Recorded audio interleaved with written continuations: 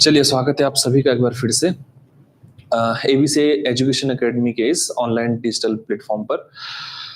जैसा कि हम लोगों ने उत्तराखंड की जो ग्रुप सी के एग्जाम पेपर हैं, जिसमें इम्पोर्टेंट आपका कनीय सहायक है और साथ ही साथ कांस्टेबल जो उत्तराखंड पुलिस का एग्जाम पेपर आने वाले समय में होगा, उसको लेकर के हम लोगों ने एक सीरीज स्टार्ट करी हुई है, जिसमें मैं फिलहाल आप लोगों को उत्तराखंड से संबंधित जो बेसिक चीजें हैं, जो बेसिक जानकारी है, वो प्रोवाइड करवा रहा हूँ। कल हमने एक पहला लेक्चर इसका पढ़ा और पहले लेक्चर में उत्तराखंड की हिस्ट्री को किस तरीके से हम पढ़ते हैं, किस तरीके से बेसमेंट बना सकते हैं, तो उन सारी चीजों को सामने रखा। आज हम क्या करेंगे कि उसी कड़ी को आगे बढ़ाते हुए एक नया सेशन शुरू कर रहे हैं। और जो नया सेशन हम लोग आज शुरू करेंगे वो वही टॉपिक पर डिस्कस करेंगे जो आपने कल वाले सेशन में छोड़ रखा था, या जिस पर हमने कल स्टॉप करा था, वहीं से चीजों को थोड़ा और आगे बढ़ाएंगे। तो मैं एक बड़ा कल का रिकॉल करवा लेता हूँ कि कल हमने चीजों को किस तरीके से डिस्कस करा था। देखना, तो कल मैंने आपको एक बेसिक सी जानकारी ये दी कि उत्तराखंड का जो इतिहास है, इस इतिहास को पढ़ने का पैटर्न क्या है। तो अगर मैं बड़ा कल का रिकॉल करवाऊं तो उत्तराखंड के इतिहास को पढ़ने का जो पैटर्न है, मैंने आपको उत्तराखंड की हिस्ट्री को 3 पार्ट्स में डिवाइड करवाया था। उसमें से एक पार्ट मैंने कहा था कि उत्तराखंड की जो हिस्ट्री का रहेगा वो आधारित होगा प्रागैतिहासिक काल पर, और इस प्रागैतिहासिक काल में हम कुछ ऐसी चीजों की स्टडी करते हैं जो जैसे कि शैलचित्र हुए गुफाओं के अंदर, आपके पास औजार हुए, मृदभांड हुए, इनकी स्टडी देख लेते हैं और फिर उसके माध्यम से हम प्राग ऐतिहासिक के साक्ष्य को कलेक्शन कर देते हैं। फिर हम दूसरा, मैंने आपको कल बताया कि हमारे पास जो दूसरा पार्ट या दूसरा सेशन डिस्कस करने वाला रहेगा, उसका आधार होगा आदि ऐतिहासिक काल। और आदि ऐतिहासिक काल को पढ़ने के बाद मैंने कहा कि हम उस सेक्शन पर आ जाएंगे जिसका नाम दिया जाता है ऐतिहासिक काल। यानी फिलहाल हम 3 पार्ट में उत्तराखंड की प्रॉपर हिस्ट्री को पढ़ रहे थे। जहां मैंने आपको पहला पार्ट शुरू करवा दिया था प्राग ऐतिहासिक काल, बाकी आदि ऐतिहासिक में क्या करना है, ऐतिहासिक में क्या करना है, ये मैंने कल की वीडियो लेक्चर में आपको प्रॉपर बताया। तो मैं आज उसी पॉइंट से स्टार्ट करूंगा जिसमें आधारशिला थी आपकी प्राग ऐतिहासिक काल। अब ये जो प्राग ऐतिहासिक काल है, इस प्राग ऐतिहासिक काल वाले सेशन में या इस वाले पोर्शन के अंदर से हमको जो जो चीजें कल देखने को मिली थी, उसमें से मैंने आपके बीच में पहला जो जिला डिस्कस कर दिया है वो था अल्मोड़ा। ठीक, और अल्मोड़ा के क्षेत्र में मैंने आपको कुछ विशेष प्रकार के पड़ावों से अवगत कराया। उसमें से एक पड़ाव था आपका, जिस गुफा को आपने लाखोडियार की संज्ञा दी। ये लाखोडियार नाम का जो पोर्शन है, मैंने आपको इस वाले सेक्शन से कल अवगत करा दिया था। एक बार रिकॉल भी करवा दूंगा। फिर मैंने क्या करा कि जो दूसरा पार्ट यहाँ से डिस्कस करा, उसका बेसमेंट था लाखोडियार के पश्चात फलसीमा। लाखोडियार के बाद मैंने आपको जो कल डिस्कस करवाया था वो सेक्शन था आपका फलसीमा से जुड़ा हुआ। तो फलसीमा को पढ़ा, देखेंगे अभी क्या क्या विशेषताएं मिली। फलसीमा के अलावा मैंने आपको कल जो अल्मोड़ा की लोकेशन दिखाई थी, उसमें से लोयथाप आया था। लोयथाप के अलावा एक पार्ट आया था, इस पार्ट का नाम था फड़कानौली। फड़कानौली को देखा तो फिर मैंने आपके सामने एक दूसरे पड़ाव को रखा, इस पड़ाव का नाम था पेटशाल। पेटशाल के अलावा मैंने जो कल लोकेशन आपके बीच में रखी, उसमें से एक अल्मोड़ा का क्षेत्र कसार देवी का था। कसार देवी के अलावा मैंने आपको बताया था कि धनगल नाम की लोकेशन इस अल्मोड़ा के क्षेत्र में पड़ेगी, यहां से भी आपने जानकारी कलेक्ट की। धनगल के अलावा अल्मोड़ा के क्षेत्र में एक पड़ाव आएगा, इस पड़ाव का नाम है द्वाराहाट। द्वाराहाट के अलावा अगर हम देखें,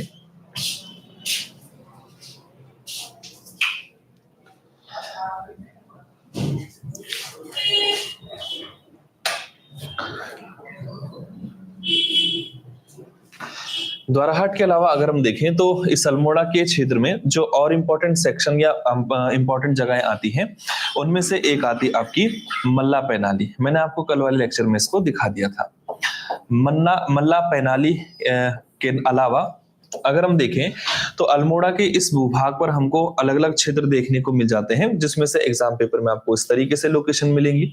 ऐसे अल्मोड़ा के क्षेत्र में अगर देखो तो एक पड़ाव और मिलता है, इस पड़ाव का नाम है बगवाली पोखर। ठीक है, तो बगवाली पोखर का क्षेत्र है।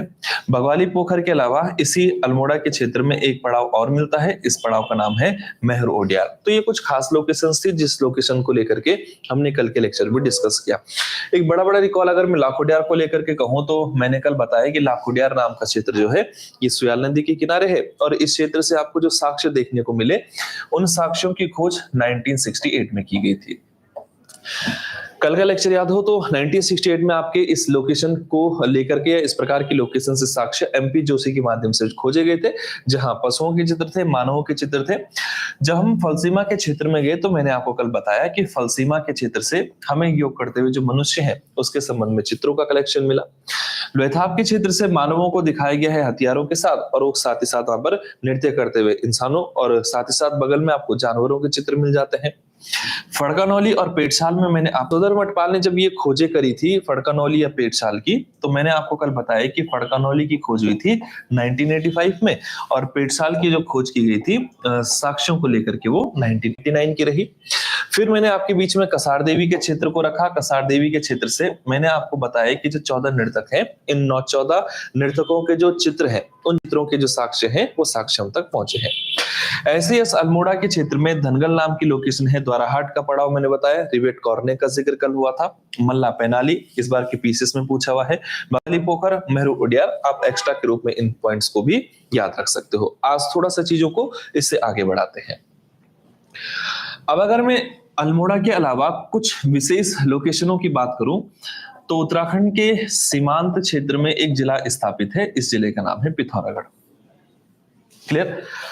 अब ये पिथौरागढ़ नाम का जो लोकेशन है, अगर मैं इसकी स्थिति को देखूं तो मैंने कहा कि उत्तराखंड के पूर्वी सीमांत जिले के रूप में इसकी स्थापना 24 फरवरी सन 1860 को हुई, और इस क्षेत्र से हमको 2 ऐसी लोकेशन से साक्ष्य मिले हैं, जिनमें से एक पड़ाव का नाम है वनकोट। देखेंगे कि वनकोट की विशेषता क्या। वनकोट के अलावा इसी पिथौरागढ़ के क्षेत्र में एक दूसरा पड़ाव आता है, इस पड़ाव का नाम है नैनी पातल करके। क्या क्या खासियत हुई थी या हमने कैसे प्राग ऐतिहासिक कालीन के साक्ष्य यहां से खोजने का काम करा, वो देख लेते हैं जरा। अगर मैं वनकोट की बात करूं तो वनकोट के क्षेत्र की विशेषता ये है कि यहाँ जो हमने प्राग ऐतिहासिक साक्ष्य को खोजा था वो खोज हुई थी 1989।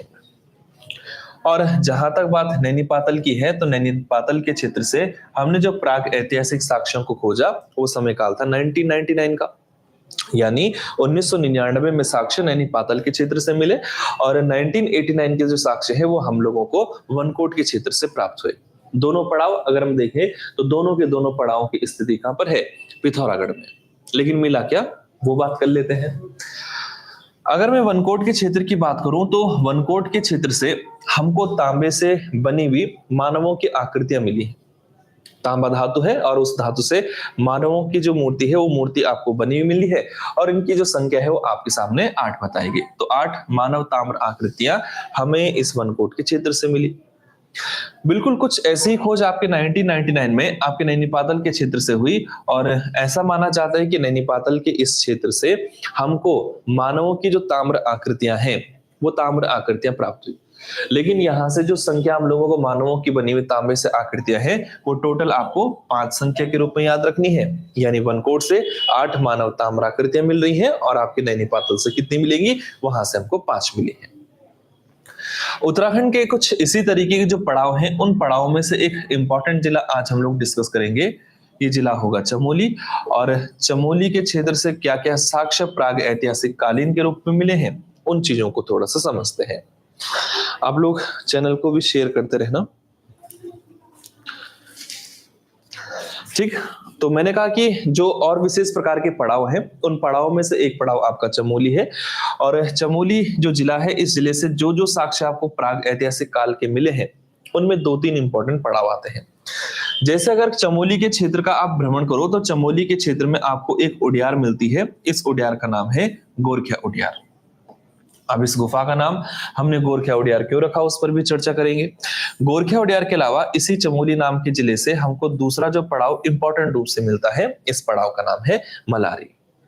मलारी के अलावा अगर मैं चमोली जिले के और लोकेशनों की बात करूं तो इस चमोली जिले में एक तीसरा इंपॉर्टेंट पड़ाव मिलता है, इस पड़ाव का नाम है किमनी। पहले तो आपने ये काम करना है कि किस किस स्थान से साक्ष्य उत्तराखंड के जिलों से प्राप्त हुए हैं, और जिलों के अंदर कौन कौन से इंपॉर्टेंट पार्ट हैं जहां से एग्जाम पेपर में प्रश्न बन सकते हैं। तो पहला काम तो ये होगा कि आपने लोकेशनों के पर्टिकुलर जो नेम है, इन पर्टिकुलर नेमों को याद रखना है।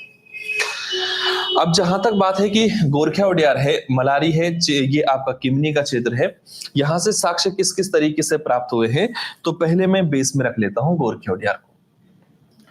अब ऐसा माना जाता है कि जो गोरखिया उड्यार नाम की लोकेशन है, इस लोकेशन में जो पहली बार प्राग ऐतिहासिक साक्ष्यों को खोजा गया, वो खोजने का श्रेय एक कैरेक्टर को जाता है, जिस कैरेक्टर को हम लोग राकेश भट्ट के नाम से पुकारते हैं। और ऐसा माना गया कि राकेश भट्ट ने यहाँ पर जो प्राग ऐतिहासिक साक्ष्य खोजने का काम करा था, वो काम इन्होंने 1993 में किया। यानी हम ऐसा मान सकते हैं कि 1993 के समय काल में गोरखिया उड्यार से जो प्राप्त साक्ष्य हैं, उन साक्ष्यों की जानकारी हम लोगों तक राकेश भट्ट द्वारा दी जाती है, और राकेश भट्ट ने इस प्रकार की जानकारी हम लोगों तक सन 1993 के समय में दी। और 1993 में यहाँ जो गुफाओं से मिले हुए साक्ष्य हैं, उन साक्ष्यों को लेकर के ये जानकारी मिलती है कि इस गुफा में, ये जो आपकी गोरखिया उड्यार है, इस गुफा की जो चट्टान है, उस चट्टान में आपको पीले रंग का उल्लेख मिलता है। चट्टान जो है वो पीले रंग की है, ऐसे भी नहीं कि प्रॉपर पीली है, लेकिन उस चट्टान का जो कलर है वो हल्का हल्का पीला है। और इस पीले रंग की चट्टान पर आपको गुलाबी रंग में जो मानवों के माध्यम से बनाए गए चित्र हैं, वो चित्र वहां पर आपको प्राप्त हुए। अब ये पीले रंग की धारीदार चट्टान पर गुलाबी रंग में जो चित्र बने हैं, उन चित्रों में हमको कुछ मानवों को दिखाया गया है। कुछ मानव बने हुए हैं कुछ इस तरीके से। जो मानव यहाँ पर चित्र के रूप में दर्शाए गए हैं, इन मानवों की टोटल संख्या जो काउंट करी जाती है, वो आपको याद रखना है 33 है। वैसे तो टोटल चित्रों की संख्या 41 है। टोटल चित्र जो यहाँ पर है, वो टोटल चित्रों की संख्या है 41, और उन 41 चित्रों में से 33 चित्र ऐसे हैं जो केवल और केवल किससे संबंधित है? मानवों से। अब 33 चित्र मानवों के हैं, लेकिन बाकी के जो चित्र 8 हैं, वो चित्र किसके हैं? तो आपको ये ध्यान रखना है, बाकी के 8 चित्र इसमें पशुओं के रूप में बनाए गए हैं। यानी चित्र हैं 41, उसमें से 8 तो चित्र किसके हैं? पशुओं के हैं, और बाकी जो 33 चित्र बने हुए हैं, वो चित्र आपके मानवों के हैं। और इस चित्र में या इस प्रकार की चित्रकारी में जो प्रोसेस यहाँ पर दिखाई गई है, जो गतिविधि यहाँ पर दिखाई गई है, उसमें यह है कि जो मानव है, ये पशुओं को भगाते हुए, ये हाँकते हुए कंडीशन में है। ठीक है, हाँ। किमनी से 5.2 किलोग्राम का मुकुट मिला है, अभिषेक रावत। ठीक है, प्रदीप पवार, गुड इवनिंग। जुड़ते हुए चलना। तो मैंने कहा कि जो गोरखिया उड्यार है, यहाँ की पीली धारीदार चट्टान पर जो है वो गुलाबी रंग में चित्र बने हैं, जिनकी टोटल संख्या आपकी 41 है, और उन 41 में से 33 तो मानवों के हैं और 8 चित्र इसमें पशुओं के बने हैं। और मानव कर क्या रहे हैं? तो पशुओं को हाँकते हुए इस गुफा में आपको चित्रों का उल्लेख मिल जाता है। दूसरा, अब ये जो चित्र हैं, जिसको मैंने कहा कि राकेश भट्ट के माध्यम से 1993 के समय काल में हम लोगों तक बताया गया कि भाई इस गुफा में इस प्रकार के चित्र बने हैं। तो कहते हैं कि ये जो गुफा है, यहाँ के जो चित्र बने हैं, ये जो 41 चित्र हैं, ये 41 चित्र उत्तराखंड की जितनी भी गुफाओं से चित्र मिले हैं अभी तक के, उनमें अगर सबसे सुंदर चित्र किसी गुफा से हम लोगों को कलेक्ट हुए हैं, तो वो सबसे सुंदर चित्र भी आपके इसी गोरखिया उड्यार के हैं। कल मैंने जब आप लोगों को लाखों उड्यार पढ़ाया था, तो लाखों उड्यार में बताया था कि जितनी भी उत्तराखंड में उड्यार या गुफाओं में शैल चित्र हम लोगों ने प्राप्त किए हैं, उनमें से अगर गुफाओं में शैल चित्रों की सबसे पुरानी खोज उत्तराखंड में किसी को कहा जाता है, तो सबसे पुराने चित्र आपकी गुफाओं के माध्यम से लाखों उड्यार से मिले, सबसे पुराने। लेकिन जितने भी चित्र मिले हैं, उनमें से अगर सबसे सुंदर चित्र किसी गुफा से संबंधित मिलते हैं, तो सबसे सुंदर चित्र आपके इसी गोरखिया उड्यार से संबंधित है। तो गोरखिया उड्यार को लेकर के याद रखना है कि यहाँ से हमको 41 शैल चित्र मिले हैं, जिसमें से 33 तो मानव हैं और 8 चित्र आपके किसके हैं? पशुओं के संबंध में जानकारी देते हैं। ये विशेषता किसकी है? गोरखिया उड्यार की। आप लोग ऑनलाइन जुड़ते हुए चलना।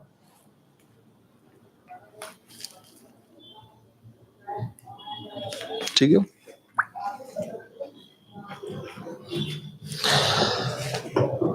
चलो मैं इस चीज को आगे बढ़ा लेता हूं।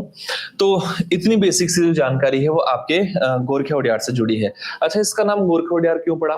इसके बारे में भी कई सारे तथ्य देखने को मिलते हैं। कहते हैं कि जब गोरखा उत्तराखंड में लूटपाट करते थे, खासकर चमोली के इस गढ़वाल में, तो वो लोगों के घर से जब लूटपाट का सामान छुपाते थे कहीं, तो ऐसा कहते हैं कि इसी गुफा के अंदर छुपा लेते थे, इसलिए इस गुफा का नाम गोरखिया उड्यार रख दिया गया। अब इस गोरखिया उड्यार में जो मानवों के चित्र बने हैं, जो मैंने इस तरीके से बनाए हैं, इन चित्रों को त्रिशूल की आकृति में दिखाया गया है। क्लियर? तो त्रिशूल की आकृति में मानव बने हैं, 33 संख्या, 8 आपके पशु, और सबसे सुंदर चित्र उत्तराखंड में जितनी भी गुफाओं से चित्र मिले हैं वो आपकी गोरखे उडियार के हैं। चलो अब थोड़ा सा और आगे बढ़ लेते हैं। चमोली के इस दूसरे पड़ाव में या दूसरी लोकेशन में एक क्षेत्र आता है जिस क्षेत्र का नाम है मलारी। अब मलारी क्या और मलारी की खासियत से प्रश्न कैसे कैसे बनते हैं वो देखना है। अब ये जो मलारी नाम की लोकेशन है, इस मलारी की विशेषता ये है कि उत्तराखंड के ये जो चमोली क्षेत्र की स्थिति है, इस चमोली क्षेत्र में आपको एक विशेष प्रकार की कंडीशन महापाषाणकालीन समाधान को लेकर के मिली। ठीक है, आपसे ये सीधा सीधा प्रश्न पूछा जाता है कि उत्तराखंड के किस क्षेत्र से जो प्राग ऐतिहासिक साक्ष्य हैं उन साक्ष्यों का संबंध महापाषाण कालीन समाधानों से है।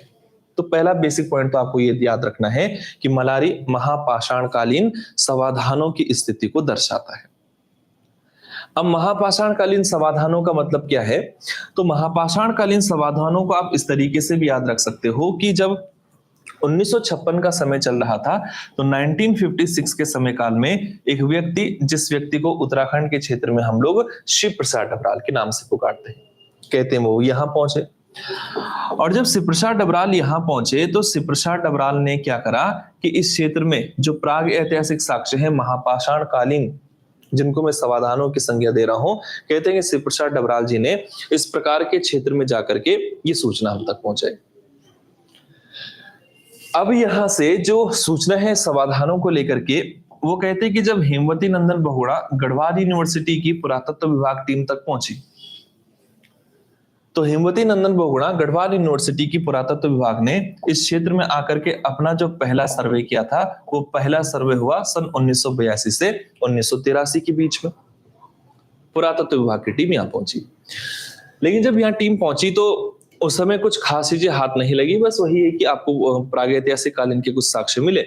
लेकिन जब ये दोबारा यहाँ पर रिसर्च करने पहुंची सन 2001-2002 में, तो इस दौर में पुरातत्व विभाग की जो टीम है एचएनबी गढ़वाल यूनिवर्सिटी की, उनके हाथ कुछ विशेष वस्तु लगी।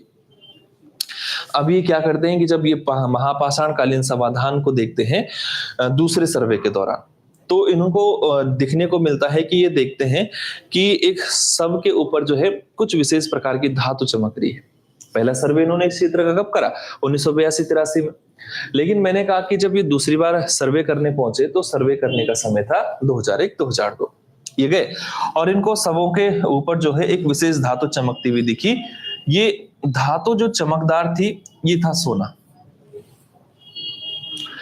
और जो सोना इनको धातु के रूप में वहां पर मिला वो ये था कि एक डेड बॉडी के ऊपर जो है आपको एक मुकुट मिला। इस मुकुट का जो निर्माण जिस धातु से हुआ वो धातु आपकी सोना, और जो सोने से बना हुआ मुकुट इनको मिलता है तो मलारी से जो हमको इसका वजन देखने को मिला, इस मुकुट का वजन था 5.2 किलोग्राम का, यानी 5.2 किलोग्राम सोने का मुकुट अगर हमको उत्तराखंड से किसी स्थान से प्राप्त हुआ तो वो क्षेत्र आपका मलारी था। पहली बार 1956 में मैंने कहा कि जिस व्यक्ति को आपने शिव प्रसाद डबराल के नाम से पुकारा, ये शिव प्रसाद डबराल यहाँ पहुंचे और हमारे बीच प्राग ऐतिहासिक साक्ष्य रख दिए। लेकिन सन 2001-2002 में एचएनबी गढ़वाल यूनिवर्सिटी की पुरातत्व विभाग ने 5.2 किलोग्राम सोने का मुकुट खोज कर हम लोगों को दिया। अब ये जो मलारी की लोकेशन है, इस मलारी से कुछ जो साक्ष्य मिले हैं महापाषाण कालीन समाधानों के, इसके अलावा भी कई सारे साक्ष्य मिल जाते हैं। कहते हैं कि हिमालयी क्षेत्र में एक पशु होता है, इस पशु का नाम है जुबू। जुबू पशु जो है इसके संबंध में साक्ष्य भी हमको यहाँ से मिल जाता है। कहां से? मलारी से। और इसी मलारी के क्षेत्र से जो तांबा है, इस तांबा धातु से कटोरा एक बनाया गया है, और उस कटोरे को हमने किसी स्थान से अगर प्राप्त किया तो वो स्थान भी आपका मलारी, यानी तांबे के बनी हुई जो कटोरी है वो भी आपको मलारी से मिल रही है। और जो हिमालयी पशु जुबू है, इस जुबू के साक्ष्य भी हमको मलारी से मिले। इसके अलावा कई सारे नॉर्मल आपको चित्र इस क्षेत्र की जो चट्टानें हैं उन चट्टानों पर मिलते हैं। अब ये जो साक्ष्य हमको इस क्षेत्र से मिले मलारी से प्राप्त हुए साक्ष्यों की तुलना को, या जो साक्ष्य है उनकी तुलना हम पाकिस्तान के क्षेत्र में एक घाटी पड़ती है जिस घाटी का नाम है स्वात घाटी। कहते हैं कि पाकिस्तान की जो स्वात घाटी है, इस स्वात घाटी से जो एविडेंस हम लोगों को मिले बिल्कुल हूबहू वैसे ही थे जैसे आपको इस क्षेत्र मलारी से मिलते हैं। तो अगर आपसे प्रश्न ऐसा पूछा जाता है कि किस क्षेत्र से पाकिस्तान के स्वात घाटी के समान साक्ष्य हमें प्राप्त होते हैं, तो उत्तराखंड में पाकिस्तान के साथ स्वात घाटी के समान साक्ष्य मिलते हैं। कहां से? मलारी के क्षेत्र से। तो एक तो मैंने आपके सामने गोरखिया ओडियार की लोकेशन रखी और गोरखिया ओडियार के अलावा दूसरा पड़ाव रखा जिसका नाम था मलारी। अब इस उत्तराखंड के चमोली नाम के जिले में जो तीसरी इंपॉर्टेंट लोकेशन है, इस तीसरी लोकेशन का नाम है किमनी। ठीक।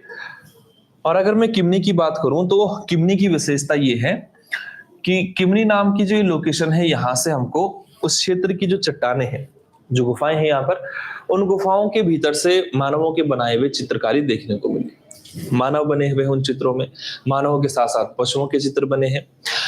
तो इन चित्रों की विशेषता ये है कि इसमें जिस रंग का प्रयोग किया गया है वो रंग आपका सफेद है। अब देखो, रंगों पर भी प्रश्न बन सकते हैं। पूछ सकता है कि भाई बताओ चटक लाल रंग किस गुफा से चित्र मिले हैं? तो मैंने कल आपको बताया, चटक लाल कहो या कत्थई रंग कहो, ये आपका पड़ाव लोथाप से था। सफेद रंग आज आ चुका है। सफेद रंग के जो शैल चित्र है ये मिलते हैं कहां से? किमनी से। कल मैंने आपको कहा था गहरे लाल, काले रंग में, सफेद रंग में ये चित्र कहां से मिले हैं? ये चित्र आपके कल लाखोडियार के क्षेत्र से मिले। अभी आगे हम उत्तरकाशी चलेंगे तो उत्तरकाशी के क्षेत्र से हमको नीले रंग के भी शैल चित्र मिल जाते हैं।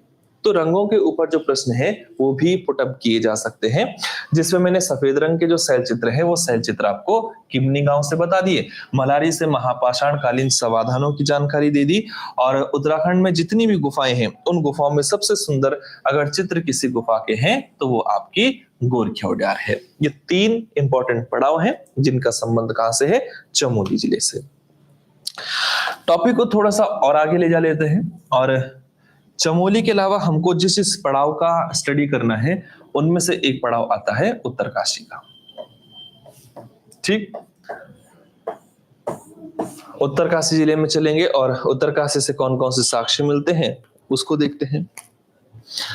अब देखो कि उत्तरकाशी नाम का जो ये पड़ाव है, इस पड़ाव से भी प्रागैतिहासिक साक्ष्यों का संबंध मिला। और जो साक्ष्य इस क्षेत्र से हम लोगों को मिलते हैं उनमें से एक पड़ाव आता है जिसका नाम है पुरोला। पुरोला से भी हमको कुछ साक्ष्य मिले। क्लियर? और पुरोला के अलावा इसी उत्तरकाशी जिले में एक पड़ाव आता है, इस पड़ाव का नाम है हुडोली। दो इंपॉर्टेंट पड़ाव हैं उत्तरकाशी के, उनमें से मैंने कहा कि एक पड़ाव का नाम है पुरोला और दूसरे पड़ाव का नाम है हुडोली। अब विशेषता क्या इन क्षेत्रों की? अब अगर मैं पुरोला की बात करूं तो पुरोला नाम की इस लोकेशन से हमको जो साक्ष्य मिले हैं वो साक्ष्य ईंटों की भट्टी के रूप में मिले। और इसी पुरोला के क्षेत्र में एक जगह पड़ती है देवढूंगा। देवढूंगा पर कई बार प्रश्न बनता है। देवढूंगा नाम की जो लोकेशन है, इस लोकेशन से हमको कुडिंद राजवंश के जो राजा थे अमोघवती, उनके द्वारा कुछ यज्ञ वेदिकाएं बनाने की जानकारी मिलती है। और साथ ही साथ इसी पुरोला के क्षेत्र से ईंटों की भट्टी के प्रमाण भी मिल जाते हैं। तो आपको याद रखना है कि ईंटों की भट्टी के प्रमाण पुरोला से मिले। पुरोला एक विशेष नदी के किनारे स्थित पड़ता है। इस नदी का नाम है कमल घाट, जो कि पुरोला क्षेत्र का या जो ये रवाई घाटी का क्षेत्र है, उस रवाई घाटी के क्षेत्र में कृषि को लेकर के मेन रोल निभाती है। तो पुरोला कमल घाट के किनारे, और यहां से आपको ईंटों की भट्टी के प्रमाण मिले हैं। उत्तरकाशी के इस पड़ाव हुडोली के क्षेत्र में अगर हम पहुंचे तो हुडोली के क्षेत्र से भी हमको प्रागैतिहासिक साक्ष्य मिले। प्रागैतिहासिक साक्ष्य कैसे? तो ध्यान रखना है कि इस लोकेशन से हमको नीले रंग में कुछ शैल चित्रों का पोर्शन देखने को मिला। यानी जो चित्र बने हैं मानवों के या पशुओं के, उन चित्रों में जिस रंग का प्रयोग किया गया है वो रंग आपका नीला है। यानी अगर प्रश्न बनता है कि नीले रंग के शैल चित्र किस स्थान से प्राप्त होते हैं तो वो पड़ाव आपका हुडोली है। और अगर पूछे कि ईंटों की भट्टी के प्रमाण संबंधित साक्ष्य कहां से मिले तो फिर आपका जवाब पुरोला। इसी क्षेत्र पुरोला उत्तरकाशी के लोकेशन से हमको शंखलिपि के भी एविडेंस मिले हैं, जिस पर आयोग ने ऑलरेडी प्रश्न पूछा है। इससे पहले मैंने क्या करा कि किमनी को बताया, मलारी को बताया, गोरखिया ओडियार को बताया। रिकॉल कर लेते हैं। किमनी से सफेद रंग के शैल चित्र मिले और मलारी से महापाषाण कालीन समाधानों के साक्ष्य मिले। गोरखिया ओडियार के चित्र मैंने कहा कि सबसे सुंदर है, जबकि हम इससे पहले नैनीपातल में गए थे और नैनीपातल से पहले वनकोट में पहुंचे थे। तो जो नैनीपातल और वनकोट है, यहाँ से आपको मानवों की आकृतियां तांबे से बनाई हुई मिली है। वनकोट में मैंने कहा कि जो टोटल आकृतियां तांबे से बनाई हुई है मानो कि वो 8 है, और नैनीपातल से ये संख्या 5 मिली। वनकोट के क्षेत्र की स्थिति ये है कि वनकोट के क्षेत्र से जो हमने खोज इस प्रकार की है वो खोज की थी 1989 में, लेकिन नैनीपातल की लोकेशन से हमने 1999 के समय काल में क्या करा, इस प्रकार के साक्ष्यों को ढूंढ निकाला था।